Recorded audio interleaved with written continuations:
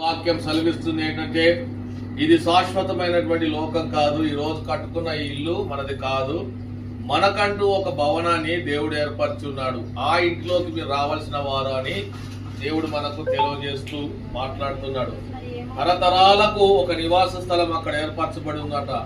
ఎంత సంపాదించినా, ఎంత కూడబెట్టుకున్నా, మనకంటూ ఎంత పెద్ద బలగమున్నా, ఎంతమంది తెలిసిన వారున్నా, అందరినీ మనం వదిలిపెట్టి కన్న బిడ్డల్ని చేసుకున్న వాడిని, బంధువులను, రక్త సంబంధం అందరినీ వదిలి దేవుడు పిలవగానే వెళ్ళిపోవాల్సిన సమయము ఉంటుందని చెప్తున్నాడు. ఈ రోజు మరి మహాదేవి అమ్మ మన మధ్యలో లేకపోయినా భౌతికంగా ఇప్పుడు శరీరం కనపడుతుంది, ఆత్మ ఎవరైతే ఇచ్చారో ఆయన దగ్గరికి వెళ్తుంది.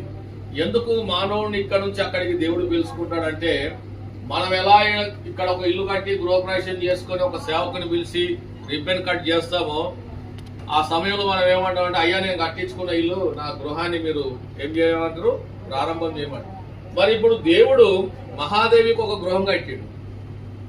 ఆ కట్టినట్టు గృహంలో ఎవరు ఉండాలి? మహాదేవే ఉండాలి. వేరే వాళ్ళు ఉండడానికి ఆస్కారం లేదు. కాబట్టి దేవుడు ఏమంటున్నాడు, అమ్మా నీ ఇల్లు పూర్తి అయిపోయింది, నువ్వు అక్కడ ఏం చేస్తున్నావు, వచ్చేయి అనగానే ఇప్పుడు ఆమె ఏం చేసింది, వెళ్ళిపోయింది.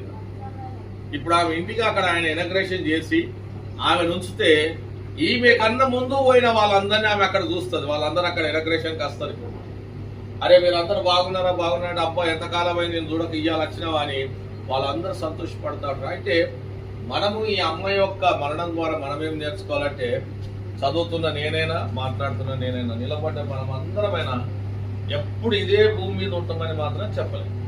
అది మనతో కాని పని. ఇప్పుడు మాట్లాడి నేను వెళ్తూ వెళ్తూ ఏమవుతుందో కూడా నాకు తెలియదు. మనము ఏం జరుగుతుందో రాత్రికి తెలియదు. ఇలాంటి స్థితిలో దేవుడు ఏమంటాడంటే, ప్రతి ఒక్కరికి మరణం అనేది తప్పనిసరిగా ఉంటుంది. అయితే ఆ మరణానికి ముందు జీవించిన కాలంలో నువ్వు దేవుణ్ణి అంగీకరించినందుకు దేవుడు నీకు ఇచ్చిన గొప్ప భాగ్యం ఏంటంటే, ఒక క్రైస్తవ బిడ్డరాలుగా, ఒక క్రైస్తవ మరణము, ఒక క్రైస్తవ ఆరాధన, ఒక క్రైస్తవ కూడిక ద్వారా దేవుడు నీ మరణానికి ఒక గొప్ప ఆధిక్యతనిస్తున్నాడు. హల్లెలూయా. ఆ జీవితాన్ని మనం సంపాదించుకోవాలి. బ్రతికినంత కాలంలో ఒక నిజమైన దేవుణ్ణి ఎరిగి, కొంతకాలం విక్టోరియా హాస్పిటల్లో ఎవరు చేయని సేవలు అమ్మ చేసింది. ఎంతో మందికి సాయం చేసింది, ఎంతో మందిని ఆదరించింది, ఎంతో మందితో పెద్ద పెద్ద వాళ్ళతో ఆమె నడిచింది. ఆ కాలంలో ఆ గొప్పతనాన్ని బట్టి దేవుడు ఈ దినము ఆమెకి ఇచ్చిన ఆయుష్కాలాన్ని అంతా ఈ భూమి మీద పూర్తి చేసేసి, అమ్మా నీ సమయం అయిపోయింది, నువ్వు వచ్చేయి. ఎవ్వరు మరణాన్ని ఆపలేరండి.